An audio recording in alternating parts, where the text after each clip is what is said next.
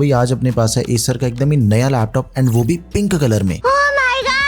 अभी रिसेंटली मैंने Asus EvoBook S14 का रिव्यू करा था चैनल पे। उसमें 13 जनरेशन का H सीरीज का प्रोसेसर है, लेकिन इसमें हमें अल्ट्रा सीरीज का प्रोसेसर मिलता है। दोनों का प्राइस भी ऑलमोस्ट सेम ही है, 55,000 के करीब दोनों लैपटॉप सेल होते हैं। एंड अगर आप इन दोनों का कंपैरिजन देखना चाहते हो फिर भाई कमेंट सेक्शन भर दो, भर के कमेंट्स करो। अगर इनफ कमेंट्स होंगे फिर आपके लिए स्पेशल कंपैरिजन वीडियो लेके आऊंगा दोनों का साइड बाय साइड। लैपटॉप का नाम है Acer Swift Lite एंड 55,000 इसका प्राइस है। बेसिकली लैपटॉप उन्हें टारगेट करता है जिन्हें AI वाले काम करने हैं, जो कि स्टूडेंट है या फिर वर्किंग प्रोफेशनल है। मतलब आपने हार्डकोर गेमिंग नहीं करनी, बस उसके अलावा ये लैपटॉप सब कुछ करवा देगा। अच्छा, एंड किस लेवल तक का कौन सा काम कर सकता है ये वो हम आज की इस वीडियो के अंदर डिस्कस करेंगे। लेकिन सबसे पहले भाई इसका जो वेट है सिर्फ और सिर्फ 1 kg वेट है इसका। सही में यार बहुत ही हल्का लैपटॉप है। एंड शॉकिंग चीज सिर्फ ये नहीं है कि 55,000 रुपए के अंदर आपको अल्ट्रा सीरीज का प्रोसेसर मिल रहा है, उसी के साथ ही OLED डिस्प्ले वाला लैपटॉप है। बड़ी प्यारी चीज लग रही है। चलो देखते हैं कि लैपटॉप एक्चुअल में कैसा है। लैपटॉप के साथ हमें एक चार्जर मिलता है 65 वॉट टाइप सी। एंड आजकल जितने भी नई सीरीज के लैपटॉप आ रहे हैं ना, सभी के अंदर आपको टाइप सी आने लग गया है, जो कि प्रैक्टिकली मुझे काफी बढ़िया लगता है। देखो फोन के अंदर भी टाइप सी है, TWS के अंदर भी टाइप सी है, पावर बैंक भी टाइप सी, टैबलेट भी टाइप सी एंड अभी लैपटॉप भी टाइप सी। इसका सबसे बड़ा फायदा पता है क्या है? आपको सभी के लिए सिर्फ एक ही चार्जर कैरी करना पड़ेगा। लेकिन इसका जो कलर है भाई उसने मुझे थोड़ा सा सरप्राइज कर दिया।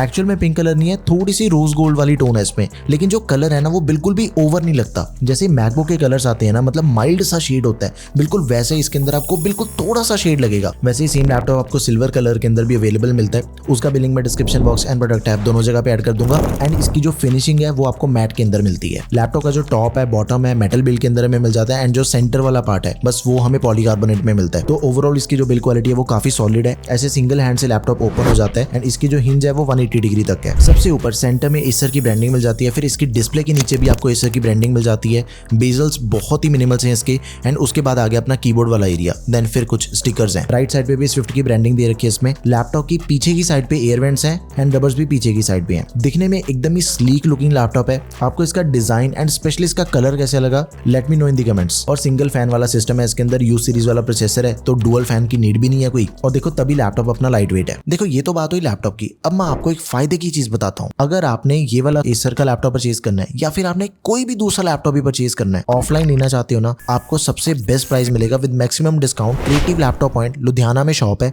स्टोर की लोकेशन आपके सामने है, स्क्रीन पे नंबर भी है, कॉल करो, विजिट करो। हर ब्रांड का कोई भी लैपटॉप अगर आपने परचेज करना है, कोई भी बजट आपका, लाखों रुपए का अगर आपने लैपटॉप परचेज करना है वो भी आपको यहाँ पे मिलेगा। एंड हजारों के अंदर कोई लैपटॉप परचेज करना है तो सारे लैपटॉप अवेलेबल है हर एक ब्रांड के। एंड उसके बाद चाहे आपने पीसी बिल्ड करना है, टोटली अप टू यू। टेकम की रेफरेंस जरूर बताओ, डिस्काउंट आपको तभी मिलेगा। सारी की सारी डिटेल्स आपके सामने है। नाउ डिस्प्ले देखो भाई, सिर्फ और सिर्फ 50,000 रुपीज के अंदर आपको OLED डिस्प्ले मिल जाती है एंड वो भी रेजोल्यूशन तगड़ी वाली दे रखी है, फुल HD प्लस 1920x1200p वाली डिस्प्ले दे रखी है इसके अंदर। 100% DCI-P3, 100% sRGB मिल जाती है। मतलब जो ओवरऑल लैपटॉप की डिस्प्ले है ना वो एकदम ही ब्राइट एंड इसके जो कलर्स है वो बहुत ही रियल है। ना तो इसके जो कलर्स है वो डल साइड पे जाते हैं एंड ना ही ओवर ब्राइट है, ओवर पंची भी नहीं है इसकी डिस्प्ले। एंड उसी के साथ ही 400 निट्स की ब्राइटनेस की वजह से बाहर आउटडोर में भी काम करने में आपको कोई दिक्कत नहीं मिलती है। एक चीज समझने वाली, देखो नॉर्मल पैनल के कंपैरिजन में अगर OLED डिस्प्ले के अंदर आपको 400 निट्स की ब्राइटनेस मिल रही है ना, वो बहुत ही ज्यादा ब्राइट है डिस्प्ले। एंड मैंने जितनी देर भी इसे यूज करा है, इंडोर यूज करा था मैंने, 70 to 80% तक की इसकी ब्राइटनेस को मैं चला पाया इंडोर में। लेकिन एक चीज का आपने जरूर ध्यान रखना है, देखो OLED डिस्प्ले ग्लॉसी होती है, जो रिफ्लेक्शंस हैं, ग्लेयर है, वो हमें काफी मिलता है। तो वो चीज तो है इसके अंदर, उसको हम डिनाई नहीं कर सकते। 60 हर्ट्ज का रिफ्रेश रेट है लैपटॉप में। डिस्प्ले में कंटेंट जो देखने का मजा आपको इसके अंदर मिलता है ना,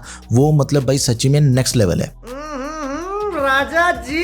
OLED डिस्प्ले के साथ ही HDR की सपोर्ट हमें इसके अंदर मिल जाती है, जिससे कलर्स और भी ज्यादा बेटर हो जाते हैं एंड जो ब्लैक्स हैं वो बहुत ही ज्यादा डीप हो जाते हैं। और अगर थोड़े बहुत कलर से रिलेटेड अगर आपने काम भी करनी है ना, फिर भी एकदम ही बढ़िया रहेगा, बिकॉज 100% sRGB दे रखी है इसके अंदर। OLED डिस्प्ले में स्क्रीन बर्निंग का इशू रहता ही है, लेकिन आपको मैं एक ट्रिक बताता हूँ जिससे ये इशू खत्म हो जाएगा। लैपटॉप पे आप स्क्रीन सेवर लगा दो, फिर जब भी आप इस लैपटॉप को यूज नहीं करोगे, डिस्प्ले के पिक्सल्स अपने आप ही रिफ्रेश हो गए and we are good to go. बाकी भाई जो मजे में OLED डिस्प्ले के अंदर मिलते हैं सह लेंगे थोड़ा सा। अरे अब देखते हैं इसका जो मेन मसाला है, जो लैपटॉप की कॉन्फ़िगरेशन हमें मिल जाती है 55,000 रुपए के अकॉर्डिंग, वो सही है कि गलत है। एसर के इस लैपटॉप के अंदर हमें लेटेस्ट अल्ट्रा सीरीज का प्रोसेसर दिया गया, फर्स्ट जेन का प्रोसेसर है अल्ट्रा 5115U। देखो इतने कम प्राइस पॉइंट पे आपको ये प्रोसेसर तभी मिलना पॉसिबल हुआ क्योंकि इसकी सेकंड जनरेशन लॉन्च हो चुकी है। देखो लैपटॉप के अंदर भी बिल्कुल फोन वाला हिसाब किताब है, नया मॉडल आएगा फिर उसके बाद ही पुरानी जनरेशन के प्राइसेस कम होंगे, सेम जैसे मोबाइल फोन के अंदर होता है। एनीवेज 115U प्रोसेसर के अंदर हमें 8 कोर 10 थ्रेड्स मिल जाते हैं। इसमें से 2 परफॉर्मेंस कोर्स हैं, 4 एफिशिएंसी कोर्स हैं एंड उसी के साथ ही 2 LP दे रखे हैं, LP कोर्स। देखो तीनों कोर्स का अपना अपना काम होता है। जो परफॉर्मेंस कोर होते हैं वो हाई पावर कोर्स होते हैं, हैवी काम करना है, जब भी आपने एडिटिंग करनी है, गेमिंग करनी है, मल्टीटास्किंग करनी है तब इनकी जरूरत पड़ती है। एंड जो एफिशिएंसी कोर्स हैं वो नॉर्मल काम में यूज होते हैं, लाइक ब्राउजिंग करना चाहते हो, म्यूजिक सुन रहे हो, बैकग्राउंड टास्क जो चल रहे हैं उन पे ये ध्यान देता है। एंड उसके बाद जो LP कोर्स होते हैं, अल्ट्रा लो पावर कोर्स, वो यूज होते हैं स्टैंड बाय पे या फिर टाइनी जो भी बैकग्राउंड के टास्क होते हैं ना उनके लिए LP कोर्स है। एंड ये तीनों डिफरेंट है, इसकी वजह से बैटरी बैकअप पे बहुत ही ज्यादा फर्क पड़ता है। लैपटॉप का बैटरी बैकअप अभी बढ़ चुका है, इनकी वजह से बैटरी बैकअप ज्यादा मिलेगा आपको भी। एंड ये जो प्रोसेसर है ये तो बिल्कुल ही पावर एफिशिएंट है, मतलब बैटरी बैकअप एकदम ही तगड़ा मिलता है इसके अंदर। 6 घंटे का बैटरी बैकअप बड़े आराम से मिलेगा आपको। एंड एक और चीज है, देखो इस लैपटॉप के अंदर हमें इंटेल का NPU मिल जाता है। अगर आपने AI से रिलेटेड कोई भी काम करना है, किसी भी तरह का AI का काम करना है ना, NPU काम आएगा फिर तब। वैसे देखा जाए तो अभी रिसेंटली जितने भी नए प्रोसेसर मार्केट के अंदर लॉन्च हो रहे हैं ना, ऑलमोस्ट सभी के अंदर आपको न्यूरल प्रोसेसिंग यूनिट मिलता ही है पहले से ही। इंटेल के इंटीग्रेटेड ग्राफिक्स है, 8GB शेड मेमोरी है, रैम हमें इसके अंदर 16GB की मिल जाती है, LPDDR5 रैम है, सोल्डेड है, 6400 MHz वाली। एंड जिस प्राइस सेगमेंट में हमें लैपटॉप मिलता है, जिन यूजर्स को ये टारगेट करता है उनके लिए 16GB की जो रैम है that is more than sufficient.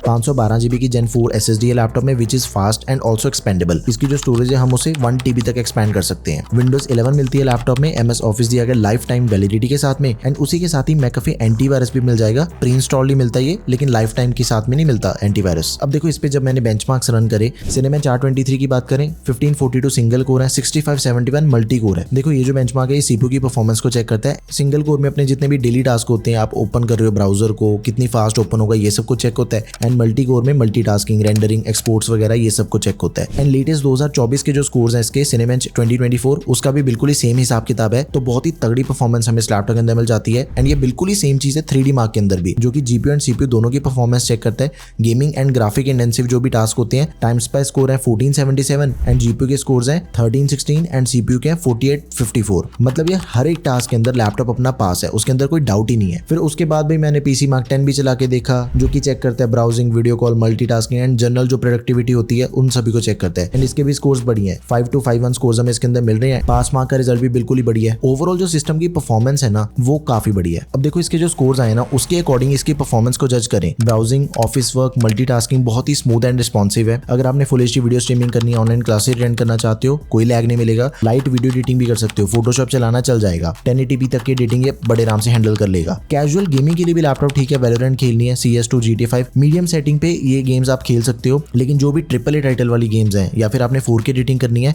भाई, वो इस सेगमेंट के लैपटॉप पे ही पॉसिबल नहीं है, ठीक है। एंड इसके बाद फिर मैंने इसकी जान निकालने के लिए गेमिंग टेस्ट करके देखा।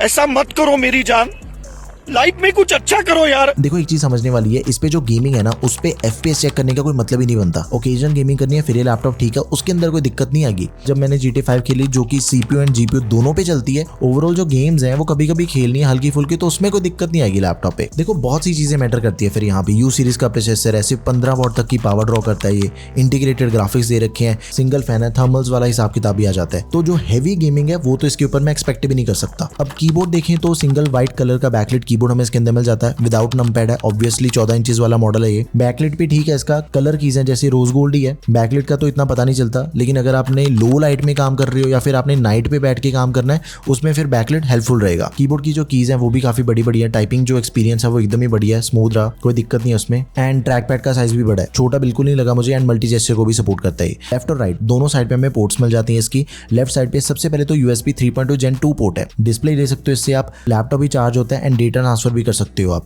देन उसके बाद आ जाती है 1.4 HDMI एंड उसी के साथ ही दे रखी है type A port 3.2 Gen 1 and फिर उसके बाद USB type C same 3.2 Gen 2 वाली। इससे आप display, charging and data transfer तीनों चीजें कर सकते हो। राइट साइड पे आ गया अपना 3.5mm जैक। एंड इसके बाद वायरलेस कनेक्टिविटी को चेक करें, देखो Wi-Fi 6 की सपोर्ट इसके अंदर हमें मिल जाती है, ब्लूटूथ का 5.1 वर्जन दिया गया है। तो ओवरऑल जो वायर्ड एंड वायरलेस कनेक्टिविटी है ना लैपटॉप की, उसके अंदर कोई दिक्कत नहीं है, अप टू दी मार्क है। फुल HD वेबकैम है, वेबकैम बढ़िया है, मीटिंग्स वगैरह करनी है, ऑनलाइन क्लासेस लेनी है, कोई दिक्कत नहीं है। साथ में 2 माइक है, दोनों चीजें बढ़िया है। प्राइवेसी शटर वाला कैमरा इसके अंदर, फिजिकल बटन है उसे मूव करके आप इसे ऑन एंड ऑफ कर सकते हो, तो ये भी चीज ठीक ही है। उसके बाद देखो जब स्पीकर्स को मैंने चेक करा तो स्पीकर्स इस बजट के जो बाकी सभी लैपटॉप हैं बिल्कुल वैसी स्पीकर्स हमें इसके अंदर भी मिल जाते हैं। साउंड आउटपुट डिसेंट है, 2 वॉट के 2 स्पीकर्स हैं, डाउन फायरिंग, बट यहाँ पे कोई डॉल्बी ऑडियो की सर्टिफिकेशन वगैरह नहीं मिलती। नॉर्मल एवरेज स्पीकर्स हैं जैसे इस बजट के ऑलमोस्ट हर लैपटॉप के अंदर मिलते हैं, कुछ स्पेशल नहीं है स्पीकर्स में। अब ये चीज माइंड के अंदर आती है कि भाई लैपटॉप चलेगा कितनी देर, बैटरी बैकअप मुझे कितना मिलेगा। 50 वॉट आवर्स की बैटरी है, 65 वॉट का टाइप C अडेप्टर दे रखे हैं इसके साथ, साथ। जैसे ये laptop students and working professionals को टारगेट करता है, उसके हिसाब से बैटरी बैकअप ठीक है, 6 घंटे तक का बैटरी बैकअप नॉर्मल यूजेज पे मिल जाता है। उसका जो मेन रीजन है, एक तो यू सीरीज वाला प्रोसेसर है, लो पावर कंज्यूम करता है। स्टूडेंट के लिए वैसे भी देखा जाए तो बैकअप ज्यादा ही होना चाहिए, नहीं तो सारी जगह चार्जर ही लगाते रह जाओगे फिर। अब बात करते हैं इसके अदर वेरिएंट्स की। देखो Acer Swift Neo OLED भी आता है, सेम प्रोसेसर है, सेम डिस्प्ले, सेम डिजाइन है। जो मेन डिफरेंस है उसमें आपको फिंगरप्रिंट सेंसर मिलता है, बाकी एकदम सेम है लैपटॉप। दोनों का जो प्राइस है वो भी ऑलमोस्ट सेम ही है। नॉर्मल जैसे मर्जी काम करो इस लैपटॉप पे। नाउ द थिंग इज के परफेक्ट है laptop students and working professionals के लिए।